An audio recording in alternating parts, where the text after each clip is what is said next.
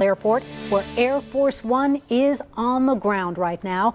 This afternoon, President Biden is going to speak at the LBJ Presidential Library to commemorate the 60th anniversary of the Civil Rights Act. You can see Air Force One. Well, you could there for a second. Air Force One just landing at the Austin airport, so you can expect a ground stop there at the airport this afternoon as the plane taxis through to the caravan of vehicles to take the president to the LBJ Library down by the UT campus. We don't know the exact route. We assume the interstate will be involved there, so you're going to want to avoid that area if at all possible. Of course, at the LBJ Library event today, President Biden is also expected to speak about his proposal for the Supreme Court reform.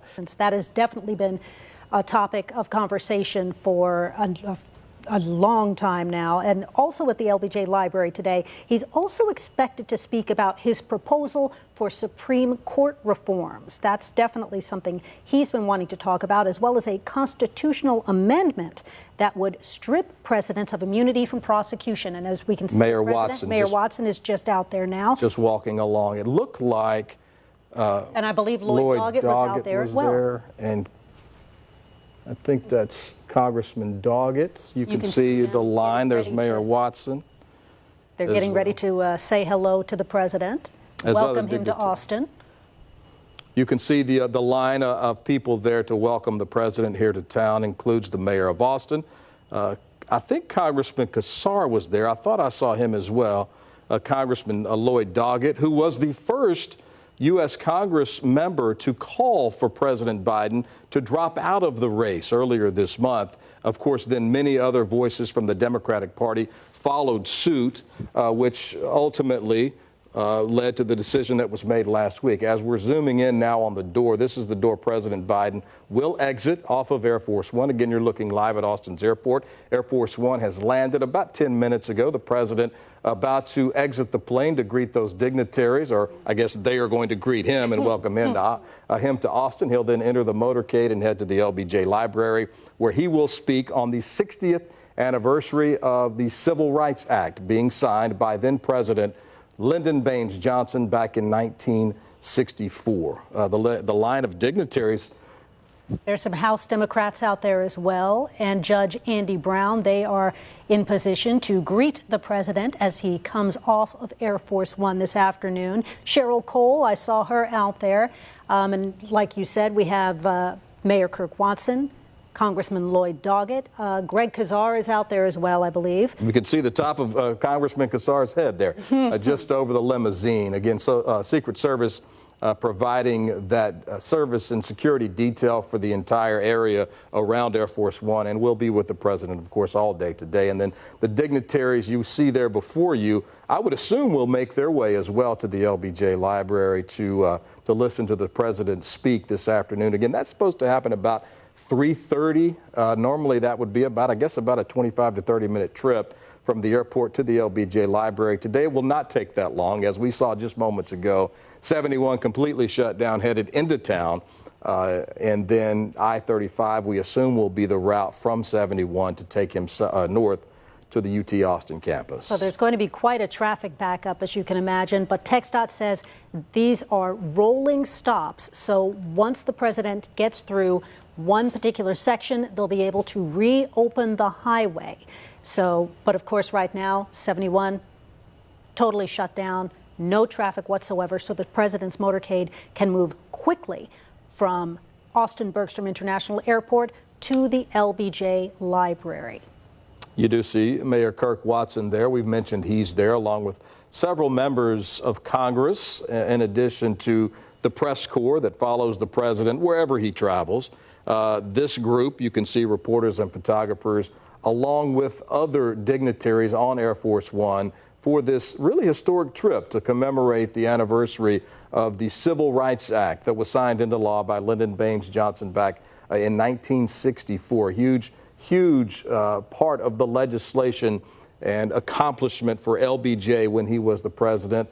Of course, his library on the University of Texas at Austin campus, a wonderful place, a beautiful museum, and that is where this speech will take place today to commemorate the anniversary of the very important legislation that was signed by LBJ 60 years ago this year. And it's such an important piece of legislation, one of the building blocks of America. I truly believe it is. And just the LBJ library itself, so full of so many historic items and so much history that was made for this country. And for President Biden to be there to commemorate the 60th anniversary, it's a huge deal for him to be here. Really is. It's an important day for the president. Of course, a historic week he just completed, announcing that he will not run for re-election, giving way to his vice president, Kamala Harris, who will now presumably be the Democratic nominee. The president, as you can see live on your screen, has landed. This is Air Force One at the Austin airport, something we haven't seen in a while. Air Force One and a sitting United States president visiting our city, and the day will be fast. He won't be here long as he heads to Houston later this evening, but the president here for a very important event. We haven't seen him deplane yet. We expect him to exit that door. At least that's all indications are. That's the way he's going to come, as the dignitaries and the press are all lined there by the presidential limousine and motorcade, as they will then head 71 to 35, we assume, down to the up to the LBJ Library right at 26th Street there, Dean Keaton, as the president will deliver those remarks. Here comes the president now, President Joe Biden. Walking out of Air Force One. The 46th president of the United States, entering his final few months as the president of the United States. He will be that until January 20th of next year, when a new president will take the oath of office. The president being greeted by several dignitaries, including Congressman Lloyd Doggett, Congressman Greg Casar. Austin Mayor Kirk Watson is also there. I guess that's Greg Casar he went to right as he deplaned. There's Congressman Casar. Lloyd Doggett is next with the blue jacket there, the gray hair. That's Congressman Lloyd Doggett, the first Democratic congressman to call for the president to exit the race for president. So I'm curious to see the interaction here between those two. I'm sure they've spoken since, but the president there greeting some other Congress members, as taking some selfies as they are apt to do these days. Take a few selfies with the Congress members and the city officials here from Austin. I know they're excited to have the president in town again. I can't recall him being here as president. I think this is his first trip. The last time he was here, he was vice president, and that was back in 2013, I believe. So for him to make this one of his last trips as president of the United States, coming to Austin is a pretty big deal, as you can see from the number of dignitaries that are out there to greet him and welcome him to our city. There's Mayor Kirk Watson, just shook his hand there.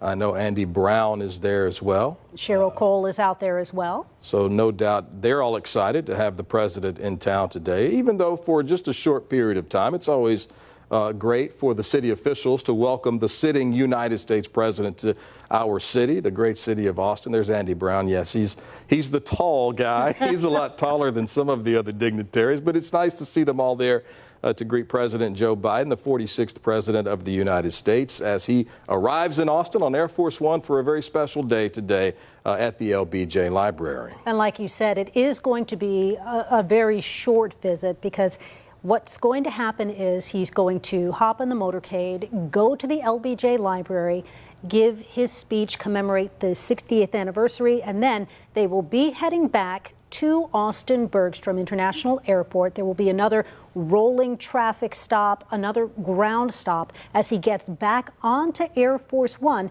And then he won't be going right back to Washington, D.C. He's going to stop in Houston, and that's where he's going to pay his respects to the late Congresswoman Sheila Jackson Lee. She is lying in state at Houston City Hall today, and she died earlier this month after a battle with cancer. She'd served in Congress since 1994. Before that, she was a Houston City Council member and a diehard Democrat. So she was very well connected to the president, and he is going there to say his final goodbyes and to honor her memory. And after that is over, he will get back on to Air Force One later this evening and go back to Washington, D.C. Again, you're watching President Joe Biden's arrival at the Austin airport, greeted by dignitaries both statewide and here in Austin, with Austin's Mayor Kirk Watson leading the delegation. He's shaking a few hands. And I've heard this about President Biden. I haven't witnessed this specific event very often, but I've heard that he's very, very interested in speaking with everyone. And I think that's evidenced by what we've seen over the last 10 minutes. He's gone down the line, shaking every hand, taking every selfie And of course, these people, no doubt, most of them at least, don't get this opportunity very often, especially the Austin city leaders, to speak with a sitting United States president. They're taking and making the most of this opportunity as President Joe Biden is in Austin for a few hours today to speak at the LBJ Presidential Library. Again, the point of this was supposed to happen about 2 weeks ago. The president got sick and had to reschedule, so they moved it to today, and now they are here in Austin to commemorate the 60th anniversary